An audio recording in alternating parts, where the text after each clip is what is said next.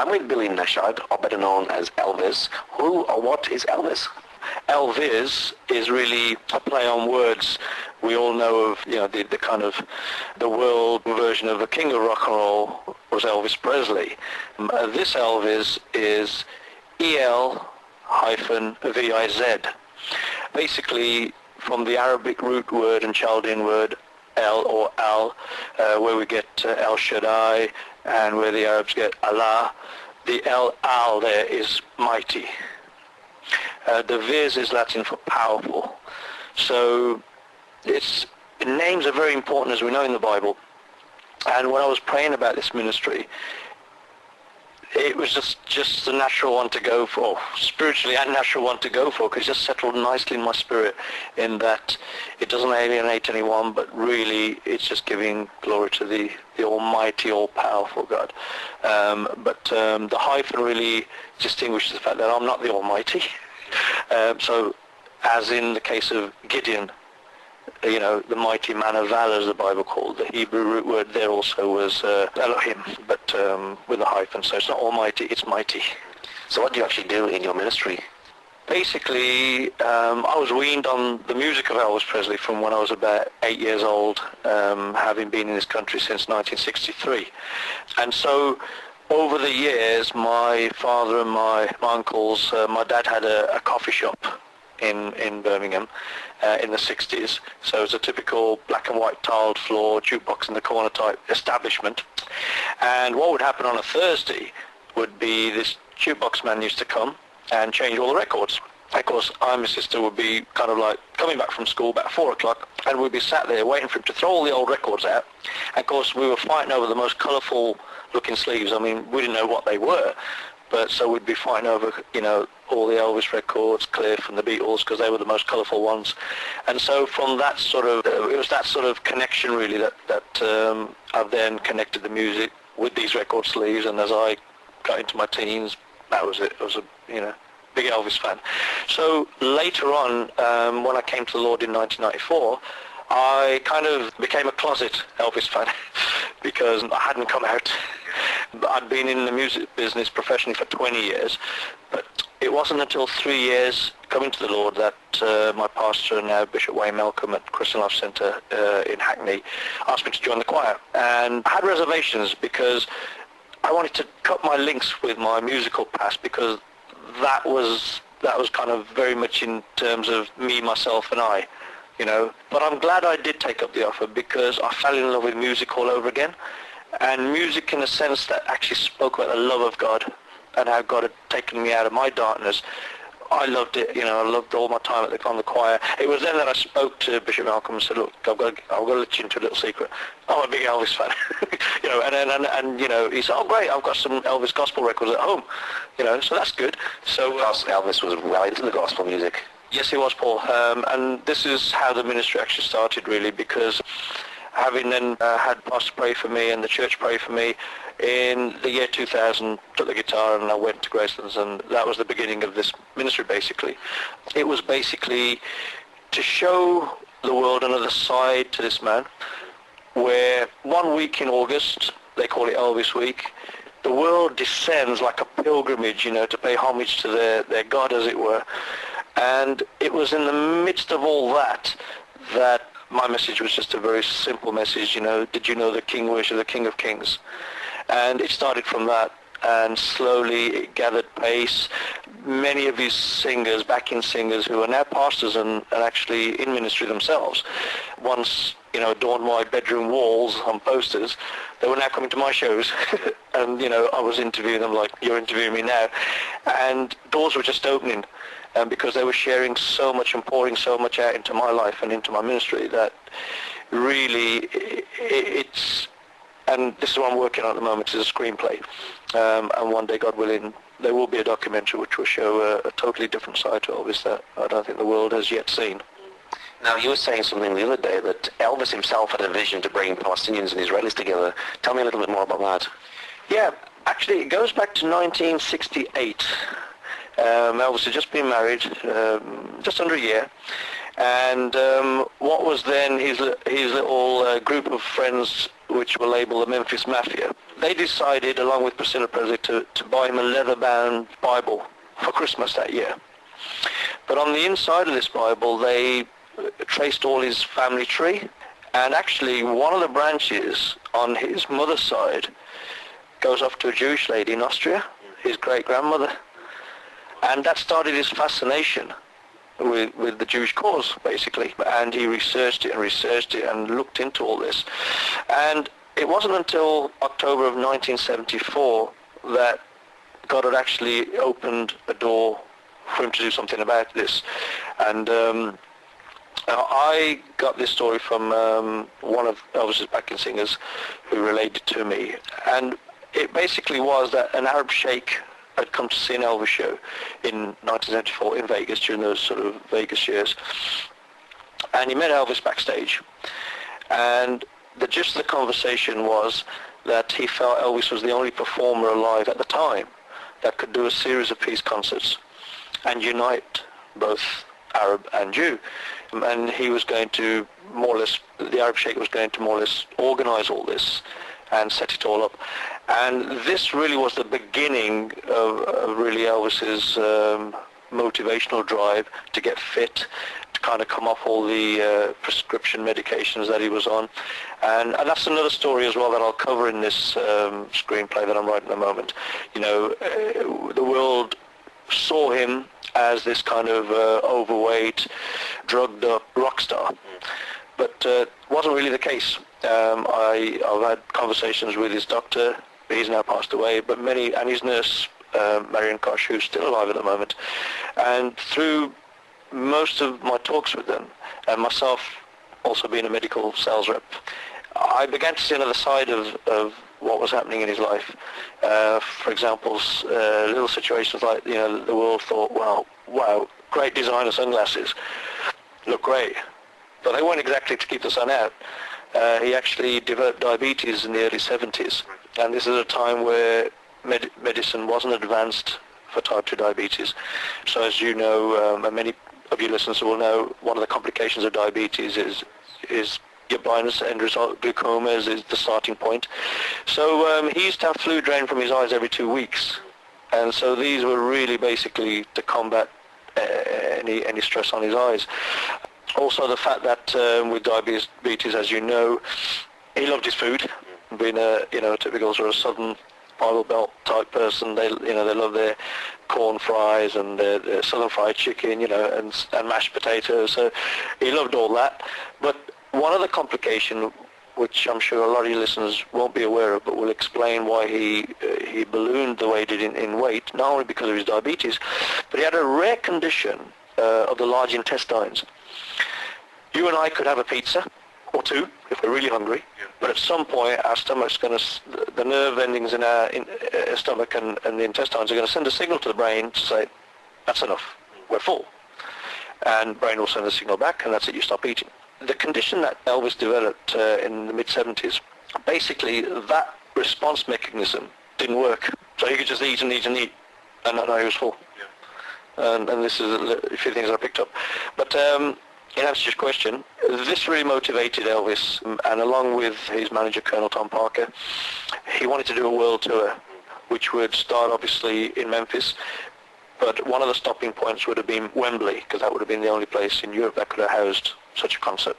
And from there he was going to go on to the Middle East and fulfill this particular venture. But as history proved, and also the complications I've just discussed with you, he went on a really stressful weight loss program and to come off these medications, which resulted in him having this fatal heart attack. So again, the world probably doesn't know exactly the circumstances behind his death, but he was on a very tough regimen of actually, he loved playing racquetball, which is like Americans' version of squash, and if your listeners go to Gracelands, they'll see, the racket court where he'd play. And so all this really was took a toll on his heart, really, and basically he didn't get to fulfill it. But when I heard the story back in 2001, it became a kind of a quest for myself And you were actually able to fulfill that dream. So what happened when you went to Israel? Well, going to Israel was really, and doing the actual concerts was only second part of a two-part story that unfolded at the beginning of, or should I say at the end of December 2007. I attend Christian Life Centre in Hackney. Now we have a watch night service on New Year's Eve every year, and on the 31st of December 2007, as is my custom, I just kind of like find a little corner about 5 minutes before the party poppers go off and the balloons burst and stuff like that, to have a little session of prayer myself. And I actually felt myself praying at the Wailing Wall, and I think the significance there was that I was approaching my 2008 would have been my 50th year on this earth, and it would have been, as the Old Testament declares, 50 was the number for Jubilee. And put the two things together, I saw myself praying at the Wailing Wall, which could only mean I wanted to celebrate my 50th birthday in Israel. There was no connection with actually going there to do the Elvis shows or anything, or to take this ministry there. It was just purely to celebrate my Jubilee there.